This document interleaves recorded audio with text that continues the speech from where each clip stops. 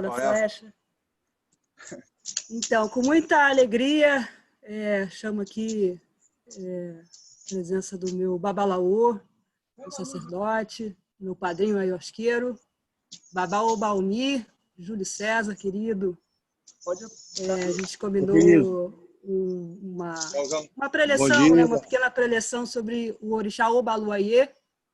O orixá aqui em Yorubá, Obaluayê, significa o Senhor, Rei da Terra. E é um orixá que está colocado nesse momento difícil que a gente está atravessando, né, no enfrentamento da Covid-19. Ia passar a palavra para ti, Aboroboê, Boxé Botó. Aboroboê, Botó, Boxé.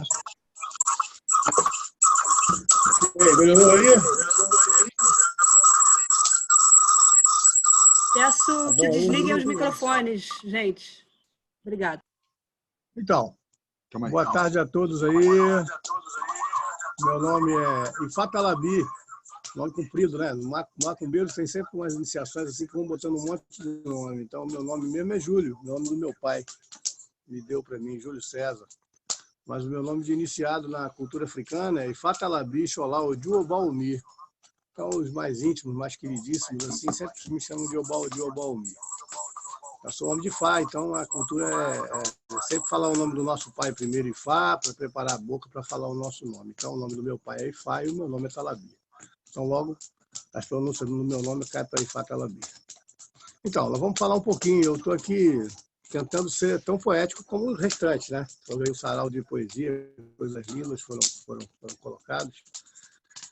E eu aqui venho falar de um orixá que está, nesse momento, aí fazendo às vezes, né?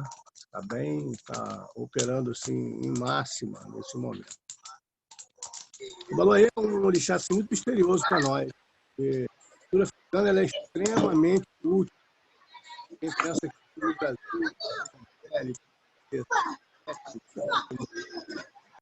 a cultura africana ela é bem mais múltipla. Então, esse orixá na África ele é extenso.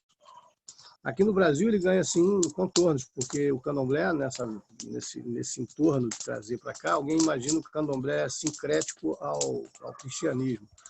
Não, o candomblé ele consegue ser sincrético dentro do próprio sincretismo da coisa. Dentro da própria religião de orixá ele é sincrético também. Então houve assim, multiplicidades diversas no assunto.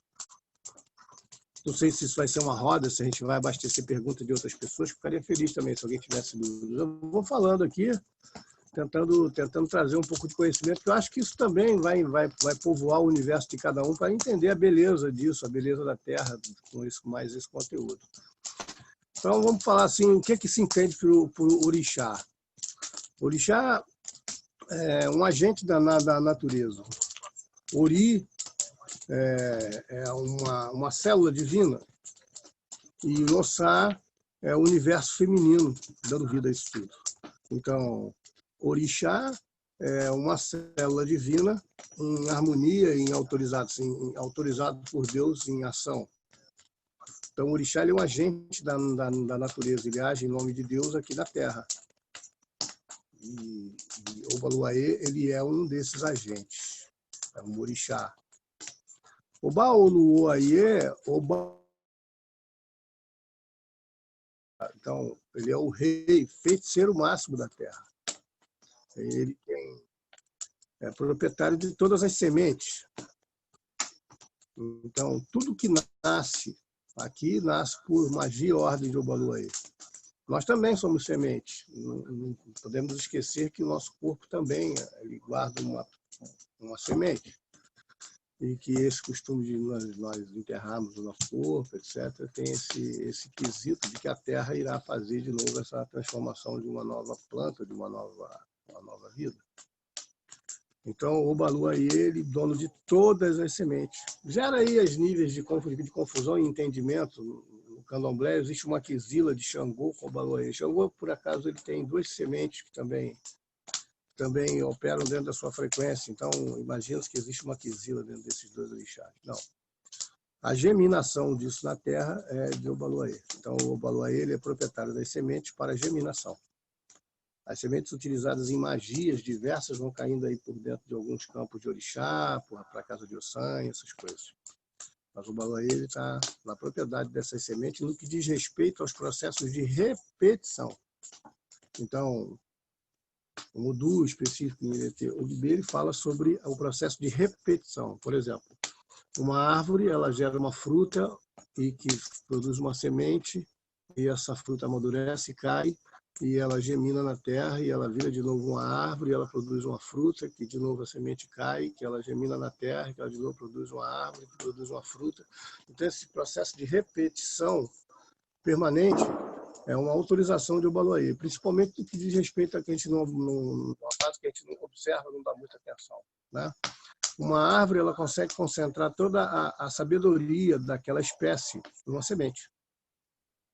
Então, uma laranjeira, ela produz uma laranja em que a semente desta laranja guarda todo o histórico genético, com todas as informações possíveis, com cor, sabor, casca, tudo daquela planta está naquela semente.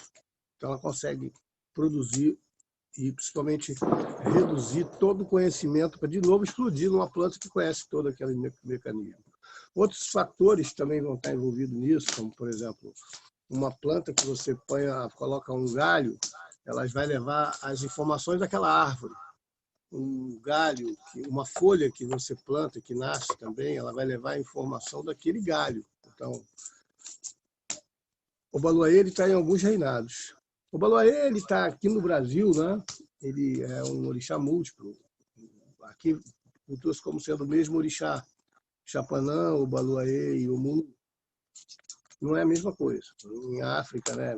Uma África muito grande, e na sua grande maioria, o culto ao Obaloaê ele é exclusivo. Aqui tem esse contorno de ser o mesmo orixá. Então, em se tratando de morte, vamos voltar ao assunto morte, quando você está tratando de uma morte individual, de alguém que viveu a sua vida e aproveitou esta vida e no final desta vida se despede da Terra com a sua missão cumprida, uma boa vida, esta morte pertence ao Obaloaê. Alguém que passa por um processo de contágio, como agora, por exemplo, o contágio, o vírus Covid, vai levando muita gente, e esse só serve se for muito. Então, essas mortes que estão envolvidas nesse ambiente de contágio, ela pertence ao Omulu. E outras mortes, por exemplo, no que diz respeito a acidentes. Então, um acidente que envolva muitas vidas e que são levadas muito, são ceifadas muitas vidas, elas já vão pertencer a Chapanã.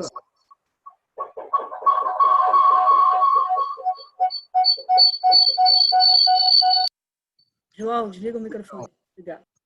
Então, assim, já começa a dividir por aí. As doenças, né? Aqui no Brasil, o candomblé fixa aqui, sarampo, varíola, as doenças de pele, principalmente as de contágio de pele, elas estão envolvidas somente nesse orixá. Não, tem um monte de outros orixás envolvidos nisso. O Obaloaê, ele adoece uma coisa e faz essa coisa morrer. Mas veja, a morte ela não tem esse tom absoluto de ser uma coisa negativa. Muita coisa tem que morrer e é positivo. Então, a nossa gripe, um vírus no nosso corpo que morre, uma gripe, quando ela adoece, morre, muito bom. Um momento ruim que nós estejamos passando, uma dificuldade financeira, uma dificuldade de relacionamento, uma travessia que está meio desagradável, e aquele momento adoece e morre. Também é uma facilitação de Obaloaê. Então, a morte, quando ela não tem esse tom de absoluto, de ser só sobre a vida, principalmente a nossa vida e a dos nossos, ela perde esse tom, assim. As coisas, elas têm... A morte é uma das fases. Olhando pelos lados dos Odus, a natureza das coisas, né? As quatro passagens que tudo tem que oferecer, né? A vida, a transformação e a magia. Esses 4 Odus, Ediobê, Oiecumede, Orimede, Odimede, eles vão se multiplicar nas sequências de Odu por mais 3 estágios, totalizando os 16 Odus, em que essas naturezas elas vão ser assim, criando um nível de sofisticação. Então, a vida ela vai passar por Irosso, é um nível de sofisticação de entendimento da vida. Ela vai passar por Ogundá, que já é um nível de sofisticação mais forte da vida, que ela vai passar por Otura, a iluminação, já é a vida no estágio de iluminação, e assim a morte. A morte ela vai passar por o Ieco, ela no entendimento pura e simplesmente da morte, e ela vai alcançar o Orin, que vai cair assim já dentro da nossa ancestralidade, né?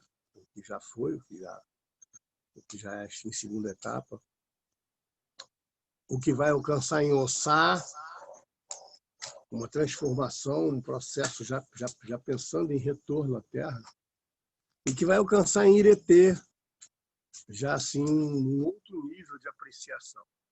O africano também tem um estágio assim bastante diferente de observação desse orixá, que é chamado a morte. A morte para o iorubano, para a cultura africana de orixá, ela é um orixá. Iku, a morte, a própria morte.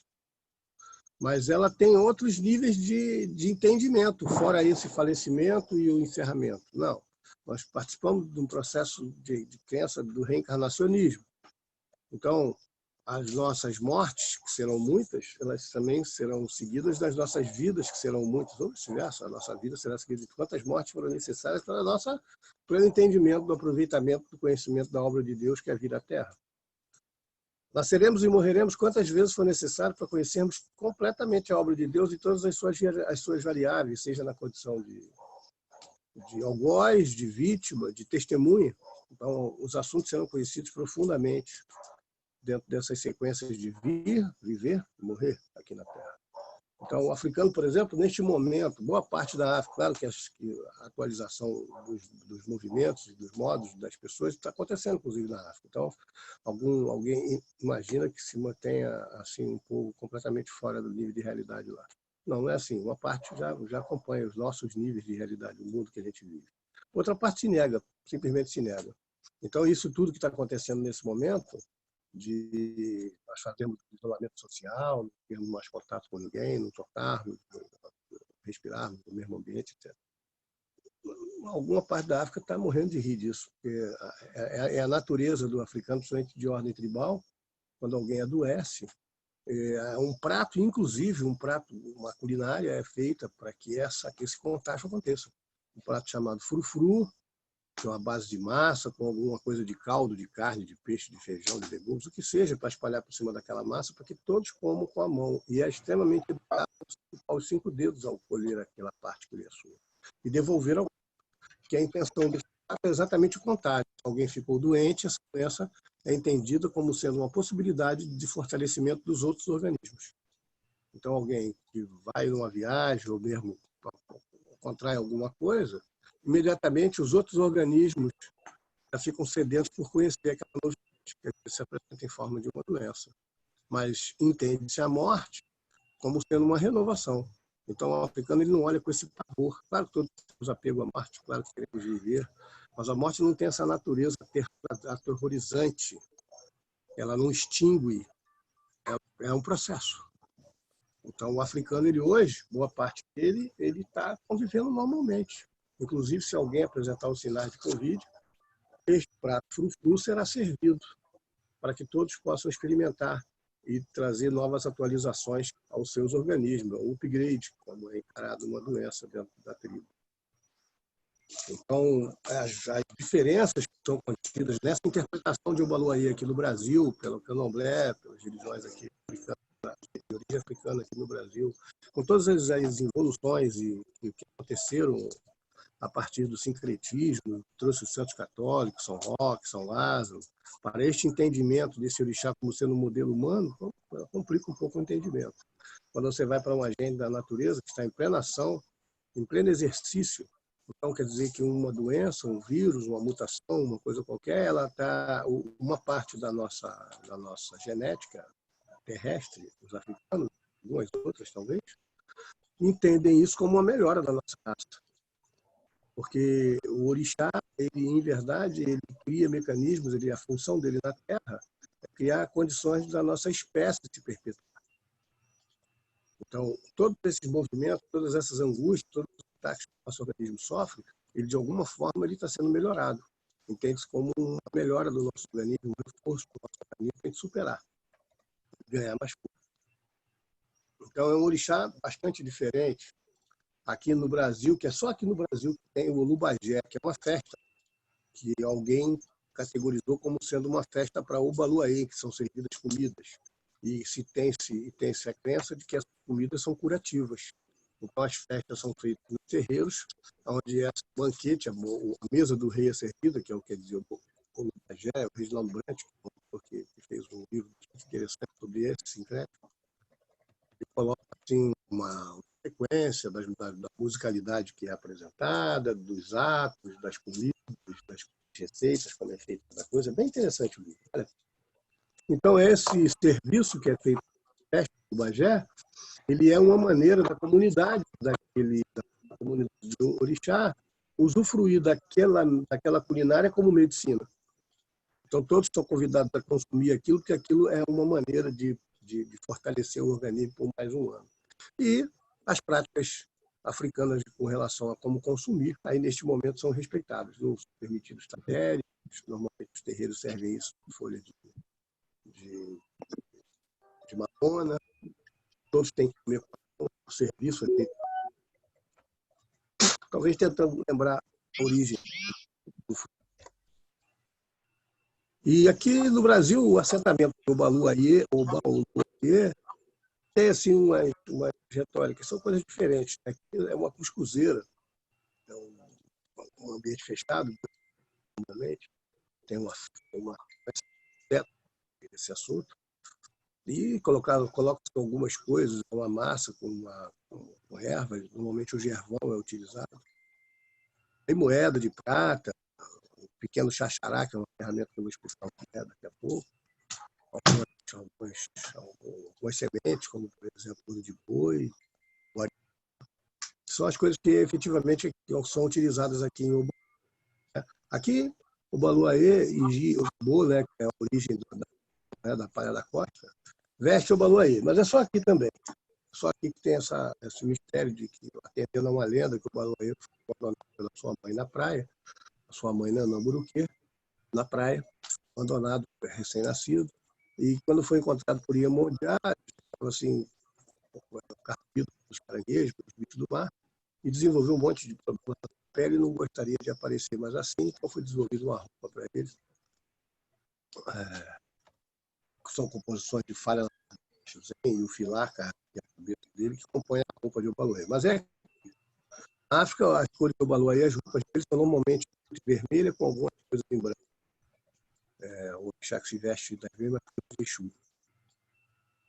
E a ferramenta mesmo de atuação é uma ferramenta chamada xaxará, em que é uma ferramenta que demora alguns anos para ser feita, não é feita de imediato, é uma ferramenta que ela é ensinada.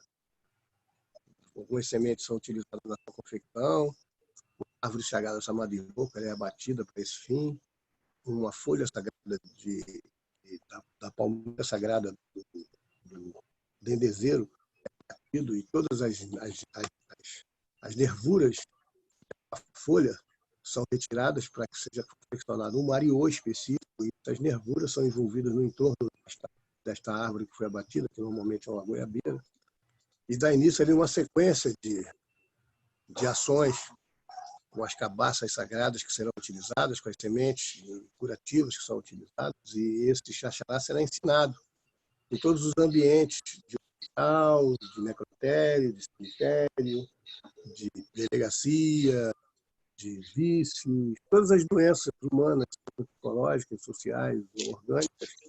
Ele xaxará irá aprender com isso, ele passará tempos nesses lugares. Você dessa tem que ter noção assim, como é que se o combate dá sempre de ordem natural, os elementos da natureza, como plantas, ervas, sementes, para que você tenha uma arma potente, uma arma que ela funciona, não é decorativa. Vejo muito que tem esta. Eu, por acaso, o meu assentamento ele contém um xaxará, que eu mesmo de ações para que ele funcional e ajudar a humanidade. Isso tudo é um pouco poesia. Esse orixá contada assim, vista como sendo uma proteção para o ser humano na Terra. O Obaluayê, eu entendo ele como gerência de saúde e assim, um organismo potente para fazer desvios. Oi! Quando você tirar, tira da tomada e deixa a tampa levantada um pouquinho para... Então, fora ele ser assim, ter esse aspecto de punição da humanidade com mortes e doenças, ele espalha isso onde tem que ser. Organismos, para morrer, tem que adoecer.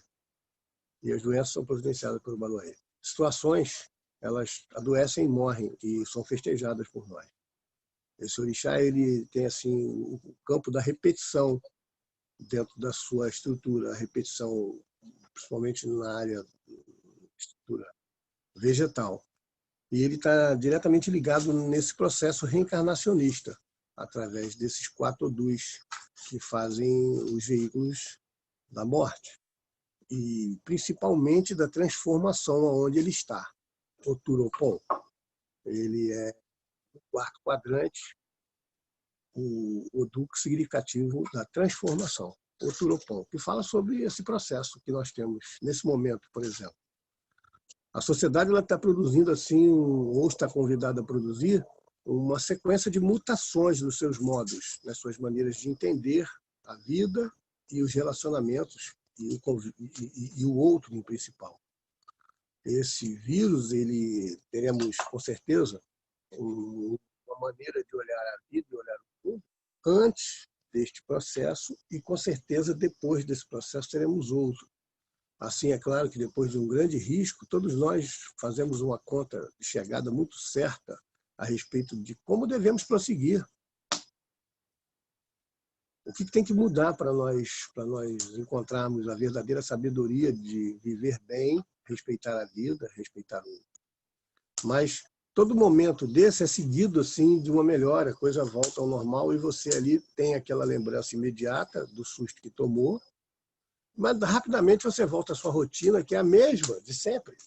Então, o camarada ele é levado a um processo cardíaco por excesso diversos ao seu organismo, e ele toma aquele susto, e ele é orientado pelo médico, e durante um período ele se mantém ali mais acertado dentro da sua rotina de exercício físico, alimentação, modos, assim, postura diante da vida, etc. E ele ali, me livrei, vou fazer isso aqui. Mas rapidamente ele volta, daqui a pouco ele está de novo com tudo aquilo. Ele volta a fumar, ele volta a beber, ele volta a se estressar, ele suspende a atividade física, ele volta a comer mal, daqui a pouco ele está de novo. Parece que desta vez a natureza ela vai nos fazer acompanhar pelo mal que nós estamos sofrendo nesse momento que está dando esse susto. Então, esse é um susto que a companhia de quem está nos dando susto nesse momento, ela não vai embora rapidamente. Parece que o bem-estar que nós pretendemos sentir, ele não virá tão rápido. Exatamente para nos lembrar, talvez por mais tempo, o quanto de equivocado estão as estruturas que nós desenvolvemos a título de relacionamento, a título de levar a nossa vida, a título de respeitar a natureza, a título das convivências de uma maneira geral. A convivência do homem com tudo à sua volta. O quanto que está tudo equivocado. Então, ainda estamos com a impressão, por exemplo, a televisão nos passa a impressão de números. Eu mesmo tive contato com uma pessoa esses dias que ele, em algum momento, falou: tomara que tudo isso se ferre logo. Sobreviva quem sobreviver. Não, por trás desses números, desses acontecimentos, existem pessoas. Enquanto nós não voltarmos a identificar o sofrimento dessas pessoas e não estivermos dispostos a fazer tudo para minimizar, eu acho que estaremos diante do equívoco. Então, o que posso solicitar neste momento, eu sou um espiritualista, né? Eu sou um babalaú de Fá. Eu vivo de espiritualidade. Inimaginável para mim em alguns tempos, mas é verdade. Eu vivo da espiritualidade. Eu atendo pessoas, eu tenho uma casa de axé. Aqui nós cultuamos a energia de orixá, nós temos uma casa xamânica, nós somos adeptos da ayahuasca, das culturas indígenas como rapé, sananga, cambô. E todas essas culturas nativas, culturas da terra, não religiões que fazem assim idolatria a homens, a seres humanos. Não. As culturas que pertenço, elas fazem o verdadeiro culto aos agentes da terra. A indigenia brasileira, ela é farta do culto às coisas da terra, da natureza. A indigenia africana, ela é exclusivamente do culto da terra, por mais que algumas vertentes queiram humanizar essas forças chamadas de orixá. Nós cultuamos coisas da terra. E a terra, hoje, ela vem nos dar o seguinte recado. Existe uma necessidade de mudança radical em como o ser humano enxerga a vida. A poesia talvez esteja aí. O que a Terra, de alguma forma, está nos solicitando? O que sempre nos solicitou, o nível de realidade. Como as coisas funcionam de verdade. Então, hoje o que a gente mais vê são pessoas fora da realidade. Realidade. Como é que uma coisa funciona? O que é uma coisa? Então, a linguística africana ela facilita muito isso, porque ela tem assim, ela é conceitual, ela não é de tradução. Uma coisa ela quer dizer assim, qualquer coisa, depende do contexto em que ela esteja inserida. Então, voltando ao nosso mundo, realidade seria você perguntar a utilidade de tudo que está à sua volta e verificar se você está colocando a real utilidade do que está à sua volta. Por exemplo, a sua mãe. Para que serve uma mãe? De acordo com a resposta, você vai verificar se a sua mãe está tendo essa utilidade para você. Mas, como tudo, tem uma necessidade de uma contra-responsabilidade com tudo. Então, uma mãe ela tem uma utilidade para o seu filho e o filho tem uma responsabilidade para com a sua mãe. Então, a sua mãe deve estar fazendo aquilo que você imagina ser as tarefas de uma mãe e você deve estar cumprindo o que você também categorizou como sendo as responsabilidades do filho. Isso vai para tudo, vai para o seu carro, para o seu dinheiro, para o seu imóvel, para a sua vida, para a sua roupa. Você está dando a utilidade verdadeira para essas coisas? Você tem tido a responsabilidade com tudo que você aguarda de responsabilidade das coisas? Para que serve um amigo? Qual a responsabilidade que tem que se ter com um amigo? Para que serve um irmão? Qual a responsabilidade que você tem com o irmão? Para que serve um ser humano? O desconhecido, aquele que você não sabe quem é. E qual a responsabilidade que você tem que ter com ele? Então, essa realidade que a Terra nos cobra hoje, de devolver a realidade, passar a enxergar as coisas com realidade, para entender efetivamente quais são as nossas missões aqui na Terra e o que efetivamente você pode usufruir dentro do seu conceito de utilidade das coisas. Sem esse desmedido que está em tudo, uma superficialidade absoluta, as pessoas querendo matar o tempo, sem isso. A coisa mais estranha que eu ouço sempre, alguém querendo matar o tempo. Palavras cruzadas, jogos. Matar o tempo. Não, o tempo não é para você matar, é para você usufruir dele, crescer, evoluir, compreender, servir. Então, o Baluayê está assim, numa função dentro desse contexto, neste momento em principal. E outros orixás, como Lu, em principal, o deus do contágio, das mortes numerosas. Eu, como espiritualista, eu estou assim, fora das minhas ordens. Eu recebi ordens do meu jogo de paralisar as minhas funções. Não sei como as pessoas encaram as suas funções e as suas ordens dentro das tarefas que eles realizam. Tá? Eu imagino sacerdotes em plena ação neste momento. Pode ser que eles tenham ordens para isso. Eu recebi ordem de parar. O próprio orixá que nós estamos tratando aqui, o Baluayê, ele tem a sua invocação, a sua maneira de cumprimento. A Totô, que quer dizer aquiete-se, silêncio. A ordem desse orixá, o que está neste momento, neste comando das coisas, ele invoca a terra, silêncio, aquiete-se. Então, O que nós estamos vivendo hoje, de as orientações, cada um ficar no seu lugar, não ter contato, evitar tumulto, fazer menos, eu sigo isso dentro da minha função. Eu estou com ordem como religioso de não ficar fazendo nada.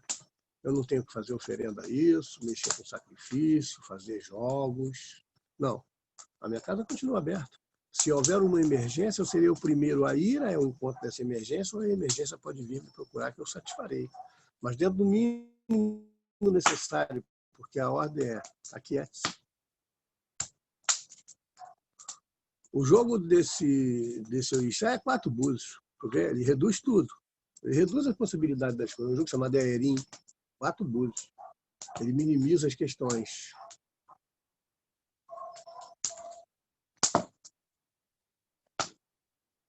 Então, é poema? É beleza? É. Principalmente quando você tem o olhar do africano, que olha todo esse processo aqui na Terra como sendo uma repetição. E que a morte, ela é um serviço da vida, uma das 4 etapas. Viver, morrer, se transformar e se transformar em magia. Então, a maior magia seria... Talvez os poetas começarem a serem ouvidos. Talvez os poetas entrarem num processo de realidade com a Terra. Talvez os poetas fazerem o encaramento perfeito das coisas que nos cercam. Tá? Eu vou ficar aqui repetindo até o final da minha vida. Paz e amor. O projeto de Jesus Cristo, né? Cuide só. Paz e amor. Menos egoísmo, menos só para você. Divida o que tem. Proporcione. Seja mais gentil. Ensine o que sabe. Menos vaidade, menos ganância. Nós estamos vendo, desse tempo para cá, uma expropriação absoluta da terra. Pessoas possuindo coisas assim, muito além das suas necessidades. Extraindo assim, da terra, além do que ela pode dar. E o principal, tirando inclusive a oportunidade de outros que também destruíram a terra.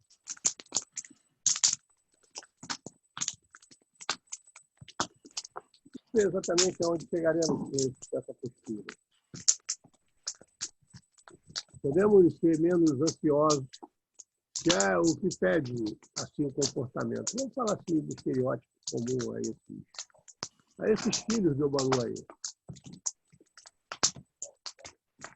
Todo orixá ele deixa assim, um conjunto de impressões naquele protegido. Né? Os do Obalu aí são pessoas extremamente discretas, extremamente vivazes, observadores assim, extremamente atentos aos acontecimentos e com impressões que quase nunca você vai tomar conhecimento.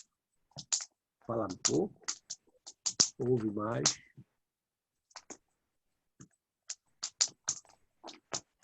Acho que isso serve para nós. Falar pouco, ouvir mais. Temos chance de aprender mais.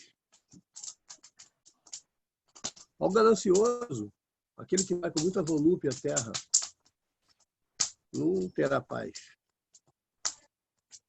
Nas regras de Obatalá,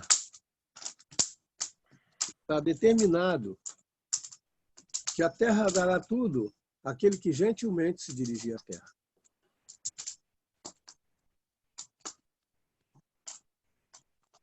A minhoca vai à terra com paciência. Por isso tem tudo na terra. E nós estamos aqui para aprender com a minhoca. Ainda não aprendemos. Então, meus queridos, assim, falar desse orixá merece, assim... Eu tive até tempo, ela me preveniu uns 2 dias atrás, mas eu acho isso pouco tempo. Porque é de uma grandeza muito grande. Eu separei aqui umas linhas para falar a respeito. Não sei nem se vai. A origem desse é daomeana. É o Daomé, o atual Beni. Eles são os Bessem, que tem um culto muito forte em Leifé, que é a cidade matriz, a cidade origem da nossa raça, de acordo com o povo africano.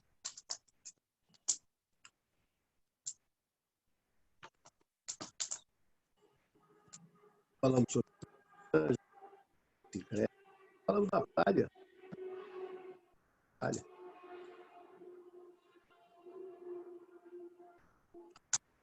E hoje, assim, a pipoca, né, que é o deburu, que é uma coisa daqui também, ela quer dizer assim, as marcas das pestes que ficam nas pessoas, né, como marcas de pipoca. Então, aqui no Brasil, se oferece pipoca para esse orixá. Eu mesmo já fiz algumas vezes. Acho interessante esse conceito. Tudo que você entende como bom, acho que vale a pena você explicar. Mas nós temos sempre que entender a tradição. Essa religião atravessou o Atlântico e ela precisa ser melhor entendida, melhor estudada. Hoje existe assim, uma superficialidade muito grande com relação ao entendimento das coisas alheias. Ninguém quer saber direito, efetivamente, alguma coisa a nosso respeito. Alguém pega para falar alguma coisa de forma superficial. E quando acontece conosco, alguém superficializar algum assunto para nós que é importante, nós ficamos ofendidos. Mas, ao mesmo tempo, repetimos essa ofensa ao alheio do outro. Então, o que eu acredito seja assim, nós pegarmos um conselho falou aí que empresta tanto aos seus filhos. Isso, tentar ter uma posição assim, tentar menos agressão, principalmente no que diz respeito a consumo. Não adianta a gente responsabilizar a indústria pelo que elas estão fazendo aí na terra, se nós não paramos de comprar, se nós não temos a cultura da reutilização das coisas, se nós ficamos com essa necessidade de comprar coisas novas a todo momento, aposentar as coisas antigas sem a menor parcimônia. Então, todo esse mal que as indústrias vêm fazendo à terra, à nossa mãe terra, Pachamama, somos nós os financiadores. Então, está na hora de Baba. Adiupaô, muito obrigado. Obrigado, querida. Presença maravilhosa aqui no nosso Sarau da Sueste. É difícil fazer poesia assim, né? Nós temos que falar de uma gravura dessa na natureza, mas eu tentei. Muito obrigada, querido. Meus respeitos. A gente vai fazer agora uma sessão curtinha de microfone aberto, para seguir aqui o cronograma, né, de tempo que a gente tem, porque a gente está numa sala emprestada, né? Então tem uma programação sequencial e a gente acaba que tem que, enfim, seguir, né, o tempo. Te agradeço profundamente. Muito obrigado, querido. Muito boa mesmo. Muito boa a sua iniciativa. Espero que você tenha outras dessas. Essas poesias são coisas sensacionais. Queria muito que você trouxesse esse povo aqui no terreiro quando isso aqui normalizar. Mas nós fazíamos isso olhando um. Então, o convite está aceito. Próxima edição, a primeira edição em presença física, a gente faz no terreiro. Axé. Beijo grande, querido. Beijo. Eu queria chamar, então, tem 4 pessoas inscritas.